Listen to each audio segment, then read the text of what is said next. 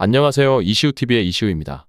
해당 분석은 초안 분석이며 최종 분석과 픽은 하단 댓글에 있는 링크로 문의 주시면 방입장 도와드리도록 하겠습니다. 방입장은 무료로 진행되며 절대 금전적인 요구를 일체하지 않습니다. 이번 분석은 승부식 98회차 해외 축구 총 3경기 분석 진행해보겠습니다.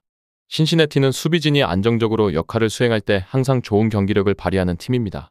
이 팀은 주로 속공과 강한 기동성을 바탕으로 상대를 압박하며 승리를 쟁취하려는 스타일을 취합니다. 이러한 공격적인 전개가 성공하려면 수비진의 견고한 플레이가 반드시 뒷받침되어야 합니다. 특히 미아즈가와 해글런드와 같은 핵심 수비수들이 출전하는 경기에서는 신시내티가 우승 후보로 거론되는 경우가 많습니다.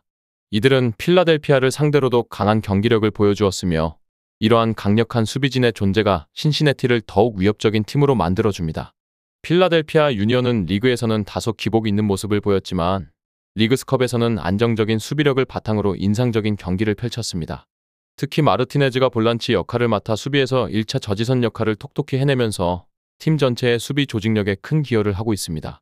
필라델피아는 4-1-1-2 포메이션을 사용하여 중앙을 좁히고 밀집 수비를 하는 전략을 구사하며 상대의 공격을 효과적으로 차단하려는 노력을 기울입니다. 하지만 이 포메이션은 상대 팀의 윙백이 공격적으로 올라올 경우 측면에서 약점을 노출할 가능성이 있습니다.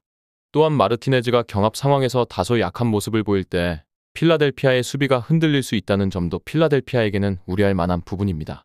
이번 경기에서는 신시내티가 승리할 가능성이 높다고 예상됩니다.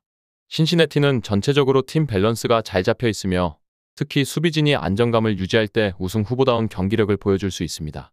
필라델피아는 마르티네즈의 활약 덕분에 중원에서 좋은 흐름을 이어가고 있지만 마르티네즈 혼자서 모든 경합 상황을 이겨내기는 어렵습니다. 필라델피아의 중앙 밀집형 포메이션은 효과적일 수 있지만 측면 공격을 효과적으로 막아낼 수 있을지가 이번 경기의 중요한 관건이 될 것입니다. 결국 신시내티의 균형 잡힌 전력이 필라델피아를 넘어설 가능성이 크다고 할 수 있습니다. 이 외에도 다른 축구 분석과 야구 분석 및 종합 픽이 궁금하시다면 하단 고정 댓글 링크로 문의 주세요. 콜럼버스 크루의 강점은 일관된 경기력에서 비롯됩니다. 이 팀은 홈과 원정을 가리지 않고 경기에서의 점유율을 높이고 공격적으로 운영하는 능력을 갖추고 있습니다. 이러한 점에서 콜럼버스는 리그에서 매우 안정적인 전력을 자랑하는 팀으로 평가받고 있습니다.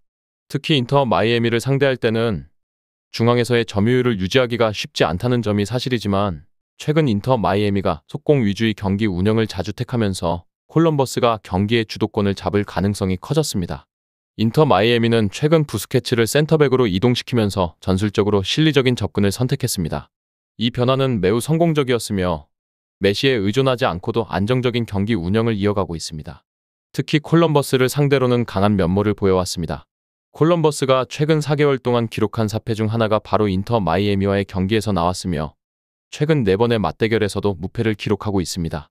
이번 경기는 다득점이 나올 가능성이 높아 보이며 인터 마이애미도 충분히 경쟁력 있는 경기를 펼칠 것으로 예상됩니다.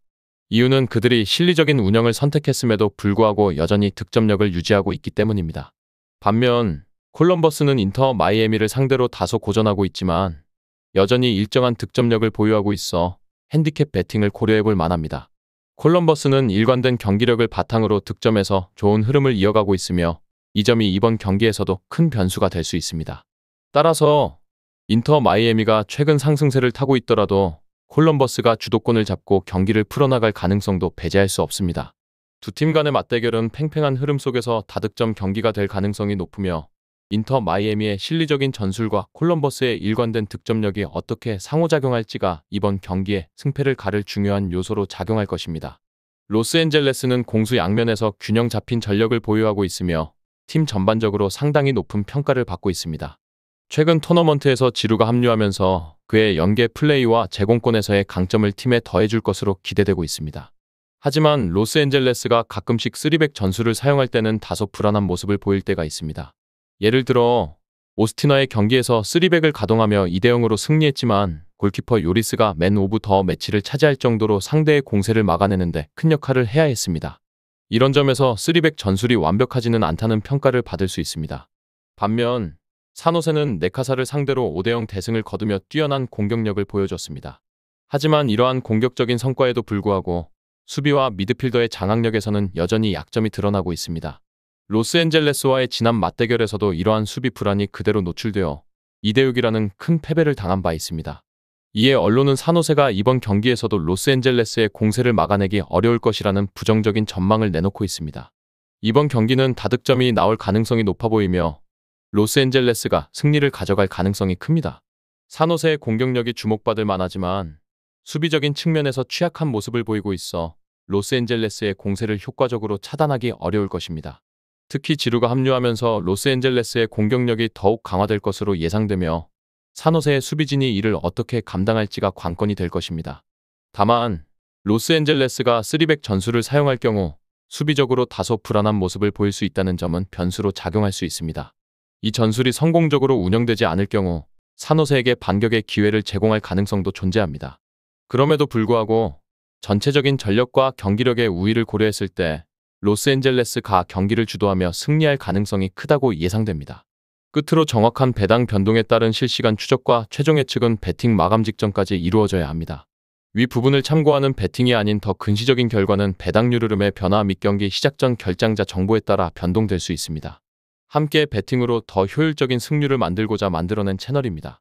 모든 경기를 영상에 담아내기엔 한계가 있습니다. 이 외 다른 경기들의 정보와 결과 예측 및 더 많은 도움이 필요하시다면 분석방으로 언제든지 연락주세요.